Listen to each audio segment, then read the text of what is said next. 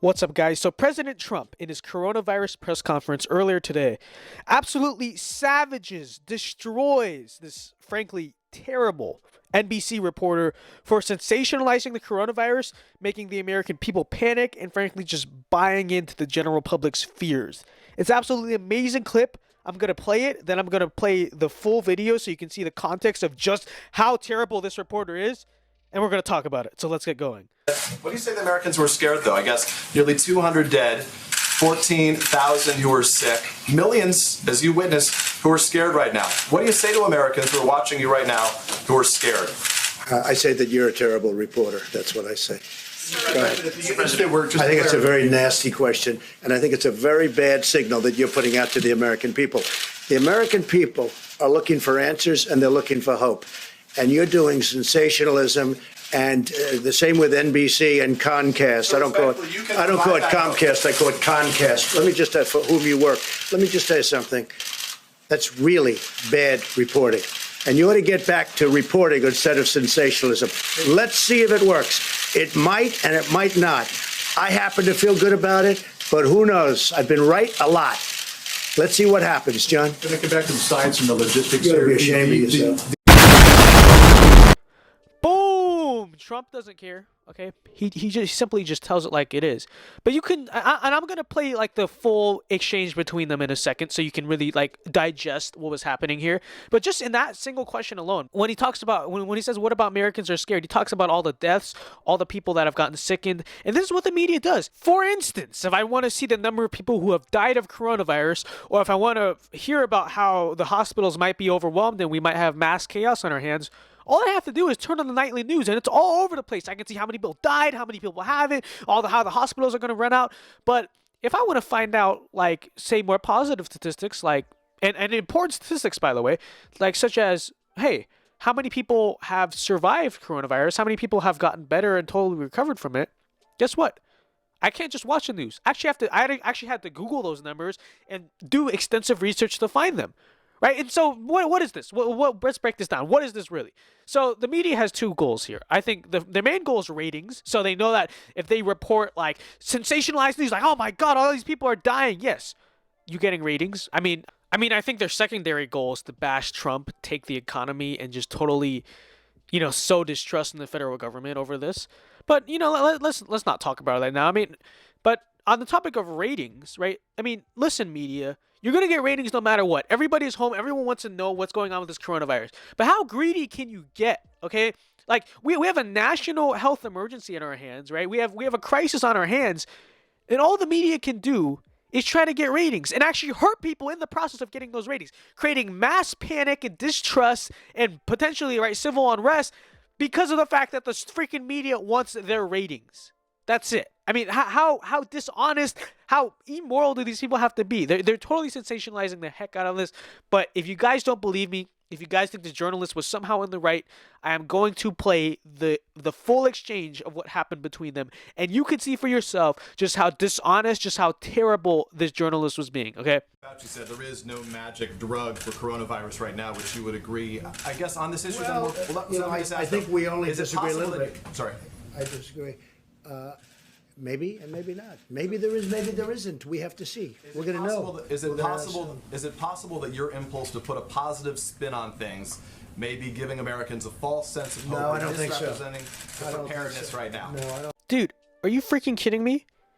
I mean, are you actually like how irresponsible as a media can you be? I mean, what kind of question is that? Saying to the President of the United States, hey, by being optimistic and hoping that things are going to work out, don't you think you're being kind of irresponsible and misleading the American people because it's all going to freaking crash and burn? Like, what is wrong with these people? Totally, utterly irresponsible. And look how offended the NBC journalist gets when Trump accuses him of sensationalizing and doing irresponsible reporting. Wait, really? Are you freaking kidding? That is, the guy knows, I think deep down, I think the reason the guy actually got so offended was because, when someone says something that you don't like, but is totally true about yourself, you're bound to get offended. And that's exactly what happened here. I think so. I think that, I think it's got, the not yet approved drug. Such a lovely question. Look, it may work and it may not work. And I agree with the doctor, what he said. May work, may not work. I feel good about it. That's all it is, just a feeling. I'm a smart guy. I feel good about it. And we're going to see. You're going to see soon enough. And we have certainly some very big samples of people. If you look at the people, you have a lot of people that are in big trouble. And this is not a drug that obviously, I think I can speak from a lot of experience because it's been out there for over 20 years. So it's not a drug that you have a huge amount of danger with. It's not like a brand new drug that's been just created that may have an unbelievable monumental effect, like kill you. We're going to know very soon. And I can tell you, the FDA is working very hard to get it out. Right now, in terms of malaria, if you want it, you can have a prescription. You get a prescription. And by the way, and it's very effective. It works. I have a feeling you may, and I'm not being overly optimistic or pessimistic. I sure as hell think we ought to give it a try. I mean, there's been some interesting things happened and some good, very good things. Let's see what happens. We have nothing to lose. You know the expression? What the hell do you have to lose? Okay? So what do you say to Americans who are nearly 200? I'll follow up. John, Nearly go 200 ahead. dead. What do you say to Americans who are scared, though? I guess nearly 200 dead, 14,000 who are sick, millions, as you witnessed, who are scared right now. What do you say to Americans who are watching you right now who are scared? I say that you're a terrible reporter. That's what I say. Don't you think you're being kind of irresponsible by being optimistic that a experimental thing to treat the coronavirus will save lives? As the president of the United States? That is his question. That sums it up. That is his question.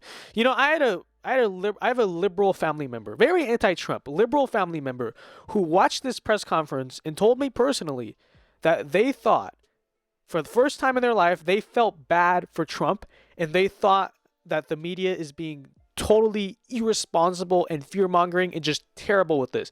And they told me that the media needs to stop, shut it with the anti-Trump crap, and come together and unite the country. And obviously they're not. It's ridiculous. It's utterly ridiculous.